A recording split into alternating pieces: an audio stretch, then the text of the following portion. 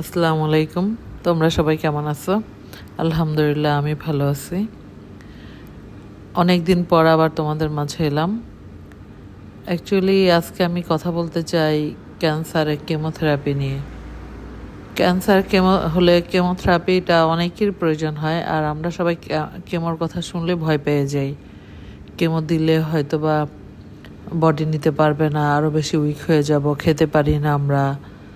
But কিছুটা সমস্যা তো হয়ই, বাট তারপরে যদি ডাক্তার বলে অল্প অল্প করে খেতে, দিনে 8-9 বার, এটা খাওয়া যায়। আর প্রচুর পরিমাণ পানি খেতে হয়, মিনিমাম 3 লিটার। তো একটু টায়ার্ড লাগে, পেন থাকে, ইনশাল্লাহ সব কিছু 1-2 দিন হয়ে যাওয়ার পরে কেমো দেওয়ার আস্তে আস্তে রিকভারি করে। তো ডাক্তার এবং কেমো এই দুইটা যদি বডির সাথে অ্যাডজাস্ট করে দেয় ডাক্তাররা, তাহলে দেখা যায় যে খুব একটা বেশি যে সমস্যা হয় তা কিন্তু না। ওই কেমো মানেই যে ভয়ের কিছু, এটা কেউ ভেবো না তোমরা। আমি এরপরের পর্বে কেমো নিয়ে আরও বিস্তারিত আলোচনা করব। ভালো থাকো তোমরা।